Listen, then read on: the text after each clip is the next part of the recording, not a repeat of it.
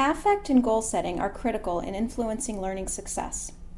CAST research scientist Samantha Daly discusses how both play a role in the strategic network. When we think about variability in the strategic network, there are all sorts of different reasons that learners might differ in terms of their ability to act on and express what they know and their ability to use different strategies.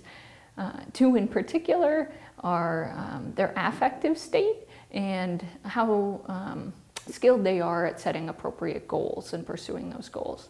In terms of affect, there's all sorts of evidence that shows that negative affect or being in sort of a negative mood or a negative emotional state limits your flexibility in thinking.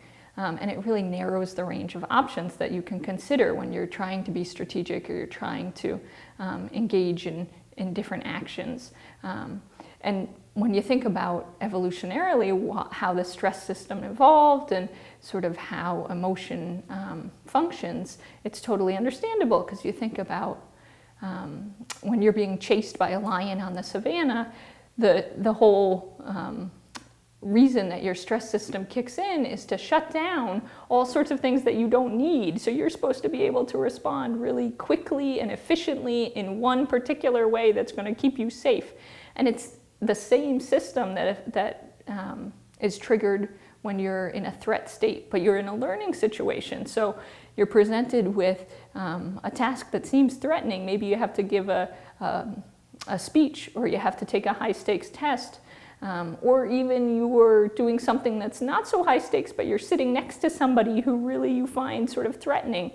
In all of those situations, your stress system is under threat, and your range of possible responses is really narrow. So when we think about the strategic network, you're not so able to be strategic if you're in a negative affective state. On the other hand, positive affect encourages you to think generatively and creatively, and you think broadly, you feel really confident, and you have a greater sense of efficacy. And there's a lot of evidence showing that people who are in positive moods or positive affective states think that working hard is going to improve their performance, and they really feel like it's worthwhile to put forth a lot of effort and really be strategic and persistent and pursue their goals.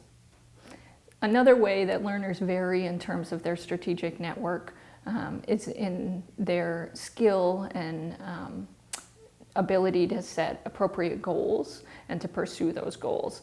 So self-regulated learners or expert learners direct their learning. They can set challenging goals for themselves that are at the appropriate degree of challenge. They probably have a good estimate of what their skill level is. They can apply appropriate strategies to achieve their goals and change course with those strategies as needed. And they can enlist self-regulatory processes to guide their efforts so they can keep track of their progress. They can adjust as needed. And all of those things represent aspects of variability in the strategic network and opportunities to provide scaffolding and support where learners might vary in terms of goal setting.